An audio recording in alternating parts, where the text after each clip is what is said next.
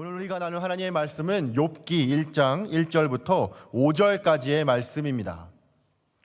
욥기 1장 1절부터 5절까지의 말씀입니다. 제가 가진 성경은 구약성경 762쪽입니다. 욥기 1장 1절부터 5절까지의 말씀입니다.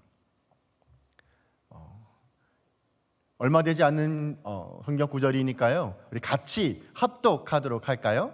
함께 읽겠습니다. 시작. 우스 땅에 욥이라 불리는 사람이 있었는데 그 사람은 온전하고 정직하여 하나님을 경외하며 악에서 떠난 자더라. 그에게 아들 7과 딸 3이 태어나니라. 그의 소유물은 양이 7,000마리요 낙타가 3,000마리요 소가 500결이요 암나귀가 500마리이며 종도 많이 있었으니 이 사람은 동방 사람 중에 가장 훌륭한 자라. 그의 아들들이 자기 생일에 각각 자기의 집에서 잔치를 베풀고 그의 누이 3명도 청하여 함께 먹고 마시더라. 그들이 차례대로 잔치를 끝내면 욥이 그들을 불러다가 성결하게 하되 아침에 일어나서 그들의 명수대로 번제를 드렸으니 이는 욥이 말하기를 혹시 내 아들들이 죄를 범하여 마음으로 하나님을 욕되게 하였을까 함이라. 욥의 행위가 항상 이러하였더라. 아멘. 하나님을 사모함으로 예배 오신 여러분을 사랑하고 축복합니다. 오늘 이 시간 우리 가운데 성령께서 함께 하실 줄을 믿습니다. 성령께서 우리의 마음을 만져주시고 우리 안에 뜨겁게 불을 붙여주실 줄을 믿습니다. 우리가 오늘 주께서 말씀하시는 것 안에 믿음으로 반응하며 믿음으로 또한 주 앞에 나아가 기도하기를 소망합니다. 욥기는 우리가 신앙생활하면서 가장 이해하기 어려운 이 탑3 안에 들 것 같은 이 고난의 문제, 그리고 고난 가운데에서 어떻게 우리의 믿음이 성장하고 자라나게 되는 것인지에 대해서 다루는 책입니다. 뿐만 아니라요, 제가 생각하기에 욥기는 참 애매한 책이기도 한 것 같습니다. 이 설교 시간에 욥에 대해서 목사님께서 많이 언급하시기 때문에 이 욥이라는 사람에 대해서 우리는 너무 익숙합니다. 그런데 막상 전체적인 내용이라든지 세부적인 내용은 도무지 잘 모르겠는 정말이지 알쏭달쏭한 책입니다. 한마디로 말해서 내가 맛있으니까 이 치킨을 먹고 있는 건지, 치킨을 먹고 있으니까 이 맛있는 건지 정말이지 알다가도 모를 정도의 책이 바로 이 욥기입니다. 오늘 본문에서 성경은 하나님의 기준에서 이 욥이란 사람이 얼마나 경건한 사람이었는지를 다루고 있습니다. 그래서 앞으로 펼쳐지게 될 이 이야기의 중심인 욥, 그리고 그의 믿음의 삶에 대해서 온전히 이 스포트라이트를 비추고 있는 것 같습니다. 오늘 하나님께서 주신 이 귀한 말씀을 통하여서 하나님의 음성에 우리가 귀 기울이기를 소망합니다. 저는 오늘 여러분들과 함께 하나님을 기쁘시게 하는 신앙 차트라는 제목으로 함께 말씀 식탁을 나누고 싶습니다. 욥기는요, 구약 성경에 기록되어져 있는 이 5개의 케투빔, 다시 말하자면은 이 시가서 중에 하나입니다. 그 중에서 욥기는 시대적 배경이 가장 오래된 것으로 추정이 되고 있습니다. 이 저자에 대해서는 여전히 많은 논란이 있기는 합니다. 하지만 분명한 것 중에 하나는 족장 시대, 다시 말하면 모세 이전에 이 아브라함 시대에 살았던 어떠한 욥이라고 하는 실존 인물에 대한 이야기입니다. 오늘 본문 말씀 1절을 보게 되어지면은 욥이 어떤 사람인지에 대해서 이야기를 해주고 있는데요. 1절 말씀을 제가 한번 읽어보도록 하겠습니다. 우스 땅에 욥이라 불리는 사람이 있었는데 그 사람은 온전하고 정직하여 하나님을 경외하며 악에서 떠난 자더라. 아멘. 언뜻 보게 되어지면은 이 고대 설화 이야기처럼 어디에 누구누구라는 사람이 살았습니다라는 어떤 평범한 이야기에 대한 소개로 시작하는 것 같습니다. 하지만 히브리 성경에서 재미있는 것 중에 하나는 그 사람의 이름 또는 그 사람이 살았던 지역명들이 자세하게 그리고 구체적으로 기록되면 기록될수록 그가 하고자 하는 이야기가 어떤 상상 속의 이야기가 아니라 또는 지어진 허구의 이야기가 아니라는 것입니다. 전설 따라 삼천리 같은 이야기꾼이 낸 이야기가 아니라 실제 있었던 사건임을 이야기하는 것이 히브리 성경의 중요한 문학적 특징 중에 하나입니다. 먼저 보면은 욥이 살았던 곳이 우스라고 이야기를 합니다. 이곳이 어디인지 정확히 알 수는 없습니다. 단지 욥기에 등장하고 있는 어떤 문화적이라는 풍습 또는 어휘 또는 지리적 언급이나 역사적 배경을 고려한다면은 아라비아 사막의 북쪽 지역이라고 추측을 하고 있습니다. 뿐만 아니라 시간이 조금 흐른 후에 예레미야 예가서를 보게 되어지면 4장 21절에 이스라엘의 동쪽 에돔이라는 곳이 바로 오늘 이 우스라는 곳으로 이야기를 하고 있기도 합니다. 이렇게 욥의 배경을 자세히 언급하지 않는 이유는 무엇일까요? 우리는 하여금 욥이 가지고 있었던 그런 배경보다는 오히려 욥이라고 하는 사람의 이야기에 우리가 조금 더 집중할 수 있게 만들어주는 것이 아닐까 생각을 하게 됩니다. 그래서 성경은 이어서 욥에 대해서 두 가지로 이야기를 하고 있습니다. 먼저 성경은 그가 온전한 사람이었다라고 이야기를 합니다. 이 말은 히브리어로 탐이라고 하는 말인데요, 완수하다 또는 마치다라고 하는 뜻을 가지고 있습니다. 시편에서는 주로 이 단어가 온전한 또는 완전한이라는 단어로 사용이 되어져 있었고, 하나님과의 관계에 있어서 욥의 모습이 어떠했는지에 대해서 이야기를 해주고 있습니다. 주로 이 탐이라고 하는 이 단어는 노아 또는 아브라함 또는 야곱, 요셉과 같이 하나님의 뜻에 합당한 삶을 살아가기 위해서 열심으로 노력한 사람, 끝까지 주님을 붙잡고 있었던 사람들에 대해서 이야기를 할 때 주로 사용되었다는 것도 우리가 주목할 만한 일일 것 같습니다. 영어 성경에서는 이 단어를 blameless, 쉽게 말해서 흠이 없는 사람, 비난할 것이 없는 사람이라는 단어로 번역을 하기도 합니다. 다시 말하자면은 욥은 하나님의 보시기에 합당한 삶을 살아가기 위해서 인격적으로 완전한 삶, 온전한 삶을 살아가기 위해 노력하는 사람이었다라고 성경은 이야기를 하고 있는 것입니다. 뿐만 아니라 두 번째로 욥은 정직한 사람이었다라고 이야기를 합니다. 이 단어는 히브리어로 곧다, 바르다 또는 앞으로 쭉 뻗어 있다라는 뜻을 가지고 있습니다. 이 말은 특별히 사람과 사람 사이의 관계에서 주로 사용이 되는 단어입니다. 그렇기 때문에 그는 주변과의 사람 사이에서도 하나님의 성품을 드러내며 하나님이 어떤 분이신지에 대해서 나타내는 사람이었습니다. 정직한 삶을 살아가고 있었고, 삶의 일상에서 주님의 공의, 사랑, 인애, 자비의 모습이 무엇인지를 온전히 드러내고 있었던 사람이 바로 욥이라는 사람입니다. 따라서 그에 대한 성경의 평가는 전체적으로 어떻습니까? 욥은 흠이 없고 순전한 사람이며 하나님과의 관계에 있어서 업라이트한 사람, 곧게 뻗어 있는 사람이었습니다. 조금 더 단어를 바꾸어 말하자면 욥은 하나님을 경외하는 사람이었습니다. 악을 미워하고 온전히 주님의 뜻이 무엇인지를 알기 위해 하나님 함께 더욱더 나아가는 사람이 오늘 우리가 보고 있는 욥이라고 하는 사람입니다. 지혜 문학, 아까 제가 말씀드렸죠. 히브리 성경에는 5권의 지혜 문학이 있다고요. 욥기가 그 중에 하나인데요. 지혜 문학에서는 아주 특별한 특징이 한 가지가 있습니다. 그것이 무엇이냐면은 바로 지혜가 무엇인지에 대해서 이야기를 하고 있고, 여호와 하나님을 경외하는 삶이다라는 그런 큰 주제를 가지고 이야기를 하는 것입니다. 그렇게 욥기는 지혜 문학의 아주 대표격으로 그 시작부터 여호와 하나님을 경외하는 것, 악을 미워하는 것, 사람과 사람 사이에서 주님의 그 성품을 드러내는 것이 하나님을 경외하는 사람, 성도의 자세이며 우리가 어떠한 지혜를 추구해야 할지를 아주 시작부터 보여주고 있는 책이 바로 욥기라는 것입니다. 그렇게 우리가 말로만 하나님을 경외합니다, 말로만 우리가 주님을 두려운 마음으로 섬기고 예배합니다라는 것이 아니라 우리의 삶 역시도 우리가 말하는 것처럼 그렇게 변화되어지는 삶을 살아가야 한다라는 것입니다. 하나님의 말씀을 우리가 살고 주님의 말씀을 이루기 위해 우리 역시도 주 앞에 올곧은 사람, 또한 사람과 사람 사이에 주님의 화평을 전하는 사람으로 세움받아야 한다라는 것이죠.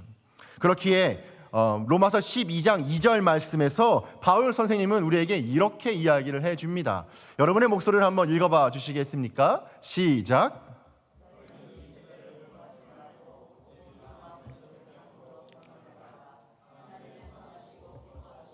온전한 뜻이 무엇인지 분별하도록 가라. 아멘. 우리가 하나님께 드릴 수 있는 지고의 예배란 과연 무엇입니까? 우리의 삶을 두렵고 떨리는 마음으로 하나님 앞에 나아가 하나님께 예배하는 삶이 바로 우리가 하나님 앞에 드리는 최선의 지혜라는 것입니다. 내 마음과 내 생각에 옳은 대로 살아가는 것이 아닙니다. 마음을 새롭게 함으로 변화를 받아서 하나님 앞에 온전하신 뜻이 무엇인지를 갈망하며 주님 앞에 선하신 것이 무엇인지를 알고 그대로 주님 앞에 나 자신을 내어 던지는 것, 주님 앞에 믿음으로 한 걸음을 걸어가는 것이, 다시 말하자면 우리가 주님을 기쁘게 하며 살아가는 것이 우리가 하나님께 드려야만 하는 올바른 삶의 예배이며 우리가 성도로서 추구해야 하는 지혜라는 것입니다. 창세기 4장을 보게 되어지면 아벨과 가인도 주님께 나아가 예배했습니다. 그리고 각각의 소산으로 주님께 나아갔습니다. 우리는 주일학교에서 이렇게 배웠던 것을 기억합니다. 아벨은 동물의 피와 번제로 하나님께 드렸지만 가인은 땅의 소산, 다시 말하자면 곡식으로 드렸기 때문에 하나님께서는 가인의 예배를 받지 않았다라고 전에 성경학교 때 가르쳐 주셨던 것들을 기억합니다. 그런데 사실 이 대답은 반쪽짜리 대답입니다. 우리가 성경을 조금만 더 면밀하게 살펴보게 되어지면 우리는 그 밖에 다른 것을 발견하게 됩니다. 창세기 4장 3절부터 5절까지의 말씀을 보게 되어지면 하나님께서는 아벨과 그의 제물은 받았지만 가인과 그의 제물은 받지 않았다라고 기록을 합니다. 다시 말하자면 하나님께서는 아벨의 제물과 함께 아벨의 삶까지도 하나님께서는 온전히 기쁘게 받아주셨지만 가인은 그의 제물과 함께 그의 삶을 받지 않으셨다라는 것을 우리는 알 수가 있습니다. 7절을 보게 되어지만 하나님은 가인에게 그 점을 아주 정확하게 지적을 해주고 있습니다. 제가 한번 읽어보도록 하겠습니다. 창세기 4장 7절 말씀입니다. 내가 선을 행하면 어찌 낯을 들겠느냐? 선을 행하지 아니하면 죄가 문에 엎드려 있느니라. 내가 너를 원하나 너는 죄를 다스릴지니라. 아멘. 여기서 말하고 있는 선이라는 것은 하나님을 경외하는 것, 주님을 예배하는 것을 의미합니다. 다시 말하자면 하나님께서는 가인아, 하나님인 나에게 온전히 예배하지 않고 하나님과 사람 사이에서 내가 올바른 삶을 살아가지 못하고 죄악된 삶을 살아가면서 내가 어찌 너의 예배와 너의 삶을 받아주기를 원하느냐? 이제는 더 이상 죄악된 삶을 살지 말고 이제는 돌이켜 나에게 너의 믿음을 보이고 나의 앞에 올바른 삶을 살아가거라. 나에게 너의 삶을 맡기고 의지하거라 라고 이야기를 해주시며 격려하고 있는 말씀입니다. 하지만 우리가 너무도 잘 알다시피 가인은 자신의 삶을 겪고 있었던 이 평소의 삶을 벗어나지 못하였고 결국 그의 동생인 아벨을 죽이기에 이릅니다. 사랑하는 우리 성도님들, 우리 그리스도인의 신앙생활 역시도 내가 지금 살아가고 있는 이 삶, 가정, 그리고 직장, 교회라고 하는 이 현실에서부터 시작을 하게 됩니다. 그렇게 내가 처한 삶의 자리에서 하나님 앞에 우리가 끊임없이 고민하고 갈등하고 주님 앞에 서는 것이 바로 믿음의 삶입니다. 그리고 그 가운데에서 온전히 하나님을 두렵고 떨리는 마음으로 주의 얼굴을 구하며 사람과 사람 사이에서도 마찬가지로 하나님의 성품을 드러내며 하나님께서 우리 가운데 하신 위대하신 일들을 드러내는 삶을 하나님은 살아가기를 원하시고 있습니다. 하지만 참 얄궂게도 하나님을 향한 열망과 이 소원을 가지고 우리가 살아가지만 현실이 참 쉽지만은 않다라는 것을 우리는 알게 됩니다. 마치 이런 것과도 같다고 생각합니다. 이제 막 공부를 하려고 들어가는 길에 엄마가 우리의 등 뒤에 대고 아이고 야야라 성보가 제발 공부 좀 해라 라고 이야기를 하면은 공부를 하고 싶다가도 어떻게 됩니까? 금세 삐뚤어지게 되고 하고 싶지 않게 되죠. 우리의 삶이 어쩌면 이런 것과도 같다라고 저는 생각이 됩니다. 우리가 어떻게 하나님의 말씀대로 살아가려고 노력하지만 때때로 나의 삶 가운데 오는 이 작은 시험, 작은 말, 작은 돌멩이 하나로 내가 넘어지게 되기도 한다라는 것입니다. 그렇게 우리의 삶이 잘 풀리지 않게 되기도 하죠. 그래서 우리는 이 삶과 현실이라고 하는 이 괴리에서 우리는 때때로 주저앉게 되고 갈등을 하게 됩니다. 하지만 하나님께서 우리에게 원하시는 삶은 무엇일까요? 그러한 괴리 가운데서도 우리가 우리의 믿음을 결정하고 결단하여 하나님 앞에 나아가기를 소망합니다. 우리의 그러한 몸부림 자체를 하나님께서는 믿음으로 받아주시며 우리를 온전히 용납해 주시는 것이죠. 그렇게 우리는 이것을 꼭 알고 있어야 합니다. 우리의 신앙은 하루아침에 이루어지지는 않는다는 것입니다. 바로 이것을 아는 것이 지혜입니다.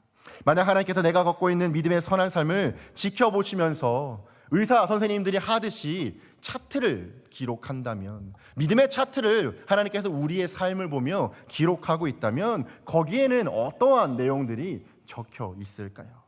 하나님 앞에 흠이 없는 사람으로 소개되고 있는 이 욥을 통해 저와 여러분은 하나님께 어떠한 예배에, 어떠한 삶의 자세로 나아가는 것이 하나님이 보시기 아름다운 삶이 될 수 있을까요? 뿐만 아니라 우리 귀한 성도님들은 여러분의 삶을 하나님 앞에 어떠한 삶으로 살아가시기를 갈망하고 있습니까? 저는 우리의 삶이 욥과 같이 하나님이 받으시기에 기뻐하시는 삶의 예배가 되시기를 진심으로 열망합니다. 족장 시대는 하나님을 경외하는 사람을 찾는 것이 지극히 어려웠던 시대였습니다. 이때는 많은 사람들이 하나님을 경외하기보다는 자기 자신의 힘, 자기가 갖고 있었던 권력을 믿고 그것에 따라서 움직이고 있던 시대였습니다. 오늘날의 세대와 별반 다르지 않다고 생각되지 않습니까? 아브라함은 창세기 12장에서 등장합니다. 그렇다면 창세기 11장, 바로 그 이전 장에는 어떤 내용이 기록이 되어져 있을까요? 그것은 인간들의 힘이 강성해지자 교만하여져서 바벨탑을 쌓았던 사건이 기록이 되어져 있습니다. 하지만 결국 하나님의 심판을 받고 바벨탑을 무너졌고 사람들은 사방으로 흩어지게 되었던 시대였었습니다. 하나님께서는 바로 그런 시대에 욥과 같은 사람으로 우리를 어두운 세상을 비추는 그런 하나님의 사람으로 우리를 부르시며 준비시켜 주실 줄을 믿습니다. 사랑하는 여러분, 저는 여러분에게 한번 여쭈어 보고 싶습니다. 여러분은 다른 사람들에게 소개되어질 때 어떠한 사람으로 소개가 되어지기를 소망하십니까? 누구나가 좋은 모습으로 소개되어지기를 바랄 것입니다. 물론 다른 사람들에게 내가 비춰질 때에 겉으로 드러나는 것만을 신경 쓰라는 의미는 결코 아닙니다. 욥이 동방에서 가장 사랑받고 또한 동방에서 가장 훌륭한 사람이었다라고 이야기하는 것은 단지 그가 가지고 있었던 재산, 그가 가지고 있었던 권력만이 아니었습니다. 먼저 소개한 그의 인품, 하나님을 경외하는 삶이 있었기 때문에 하나님께서는 그를 의인이라 말씀하여 주시고 동방에서 가장 위대한 사람이다라고 이야기를 해주셨을 뿐만 아니라 그를 통해 하나님의 성품과 하나님의 뜻을 드러내셨던 것입니다. 저는 우리 사랑하는 미러키 침례교회의 모든 성도님들이 욥과 같은 삶을 추구하며 욥과 같은 삶을 살아가시기를 진심으로 소망합니다. 하나님의 빛을 비추는 삶, 주님을 경외하는 삶, 내가 걸어가고 있는 이 현실이 참 쉽지 않음에도 불구하고 믿음을 포기하지 않는 삶, 성령을 의지하는 삶, 그 안에서 하나님을 드러내는 삶을 사시기를 진심으로 축복합니다. 더 나아가서 욥기의 저자는 의인인 욥에 대해서 이어서 소개를 하기 시작합니다. 어떻게 소개합니까? 그가 가지고 있는 재산의 부요함을 소개합니다. 그러면서 욥이 하나님 앞에 축복받은 사람이다라고 이야기를 하죠. 특별히 자녀의 숫자 그리고 이 가축의 숫자로 재산의 부유함을 측정하는 것은 대부분의 신학자들을 볼 때에 바로 이러한 점이 고대 근동 지방에 있었던 이 족장 시대에라고 하는 그 특징을 드러내준다라고 이야기를 합니다. 다시 말하면 아브라함 시대의 사람이었다라고 이야기를 하는 것이죠. 정말 그런지 2절과 3절 말씀을 함께 보도록 할까요? 제가 2절을 읽겠습니다. 여러분들이 3절 말씀을 읽어주시겠습니까? 제가 먼저 읽겠습니다. 그에게 아들 7과 딸 3이 태어나니라.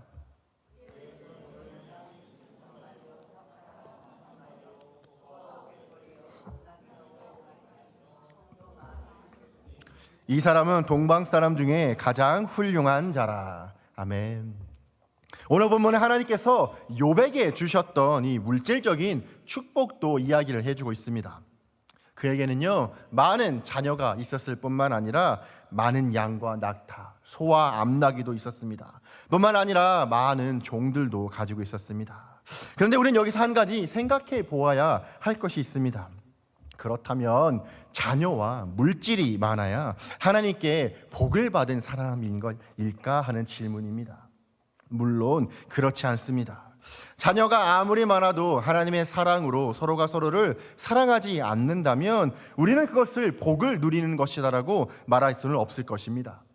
뿐만 아니라 재산이 아무리 많다 한들, 그리고 그 재산이 하나님이 보시기에 아름다운 방법이 아닌 나의 방법, 세상의 술수와 방법으로 모은 것이라면 결코 그것은 하나님의 축복이라고 말할 수는 없을 것입니다.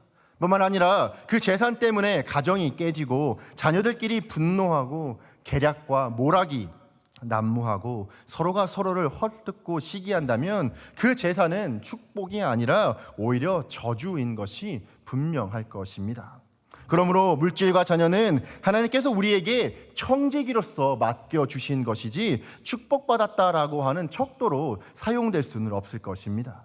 만약 물질 이꼴 축복이라면 예수님의 제자만큼 불쌍한 사람들도 세상 어디에 없었을 것입니다. 왜냐하면 오히려 그가 가지고 있었던 재산들을 다 내려놓고 포기하고 예수님을 따라갔고, 그들의 마지막은 어떤 대단한 재물을 모았고 어떤 대단하게 많은 자녀를 낳은 것이 아닌 오히려 모두 다 한 명을 제외하고 순교한 삶을 살았기 때문일 것입니다.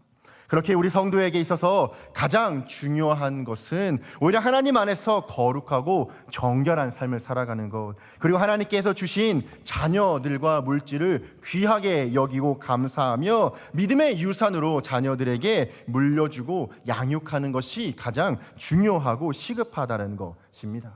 하나님께서 물질을 주셨을 때 자신을 자랑하지 않고 오히려 하나님께 감사하며 하나님 앞에 영광 돌리는 삶을 살아가야 하는 것이 우리 성도의 삶인 것이지요. 그럴 때 하나님께서는 하나님께서 주신 그 자녀와 물질이 하나님의 축복이라는 것을 우리로 하여금 알게 해 주실 것입니다. 이런 면에서 욥은 우리에게 정말 신앙의 모델이 되는 사람입니다. 그는 많은 재산을 가지고 있었음에도 불구하고 하나님을 경외하는 삶을 살아갔습니다. 욥의 자녀들 또한 어떻게 살아가고 있습니까? 욥의 아들들은 자기 생일이 돌아오면은 가족들을 불렀던 것 같아요. 오늘 성경에 보면은 누이들을 초청하여서 함께 잔치를 베풀었다고 얘기를 합니다. 아마도 욥의 자녀들은 이미 분가해서 삶을 살아가고 있었던 것 같아요. 그런데 여전히 우애가 깊습니다. 형제간이 돈독했던 것 같습니다. 5절은 그 이유가 무엇인지에 대해서 이야기를 해주고 있는 것 같습니다. 여러분들이 한번 목소리로 읽어봐 주시겠습니까? 함께 읽겠습니다. 시작. 그들이 차례대로 잔치를 끝내면 욥이 그들을 불러다가 성결하게 하되 아침에 일어나서 그들의 명수대로 번제를 드렸으니 이는 욥이 말하기를 혹시 내 아들들이 죄를 범하여 마음으로 하나님을 욕되게 하였을까 함이라. 욥의 행위가 항상 이러하였더라. 아멘. 욥은 자녀들을 사랑하고 서로가 서로를 축복하는 아름다운 가정을 꾸려나가고 있었습니다.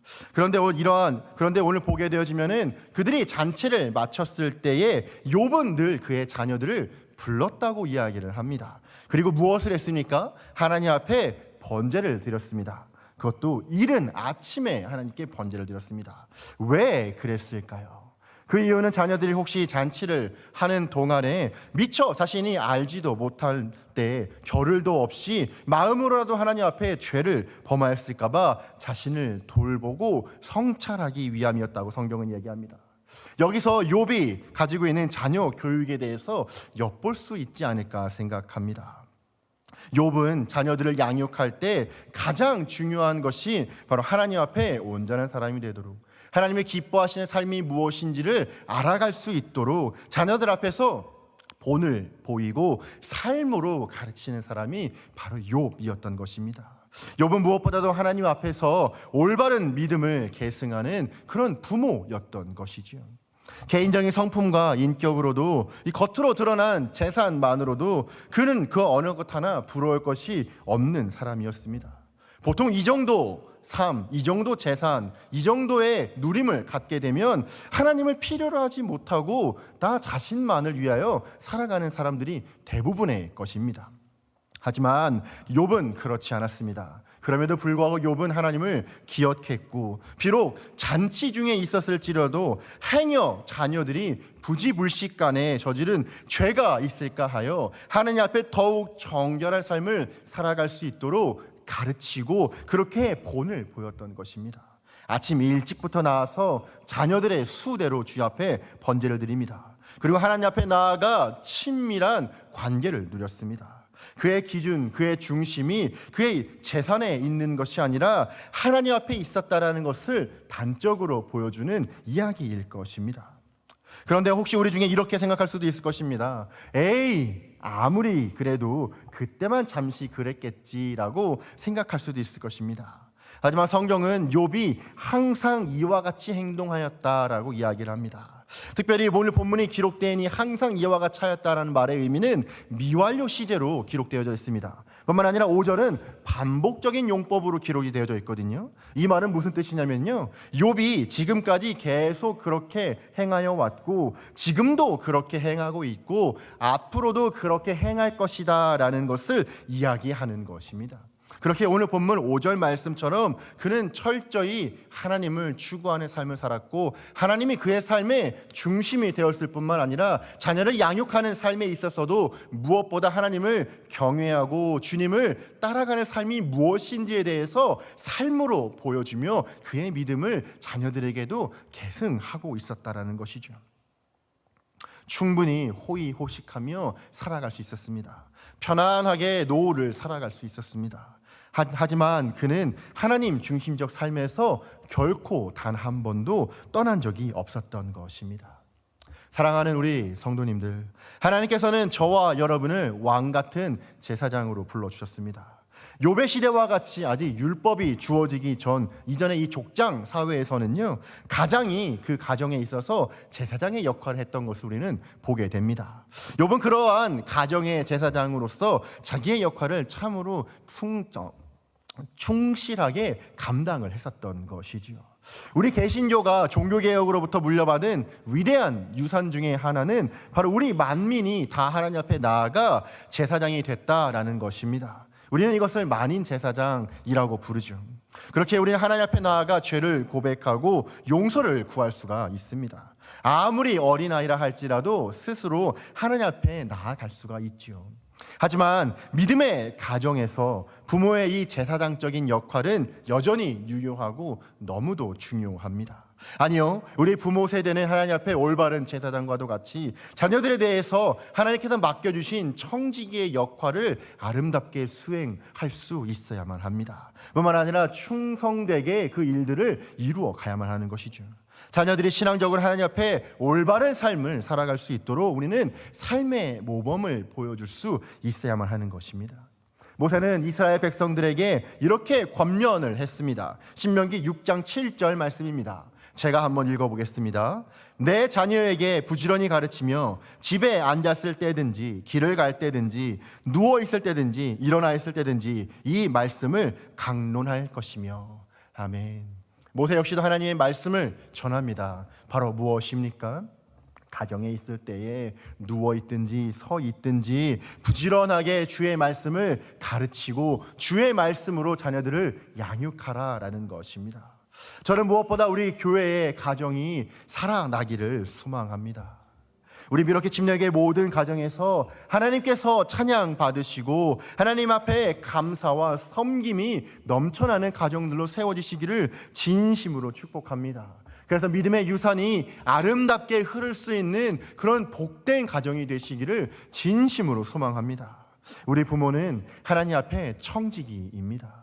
욥과 같이 청지기로서의 삶을 살아가며 물질을 대하든 자녀를 대하든 하나님 앞에 올바른 삶을 추구하는 것을 우리는 포기하지 말아야 합니다. 우리 사랑하는 미러키 침례교회 모든 가정 안에 저는 하나님의 말씀이 바로 서고 예수께서 주인 되어 주시는 가정이 되시기를 진심으로 소망합니다. 그 안에서 하나님이 왕 되어 주셔서 그 가정을 다스리시며 그 가정 안에서 하나님께 칭찬받는 그런 아름다운 주의 가정이 되시기를 진심으로 축복합니다. 오늘 우리가 같이 함께 기도회로 모였습니다. 오늘 하나님께서 주신 이 말씀을 가지고 우리가 전심 다해 주님께 기도하기를 소망합니다.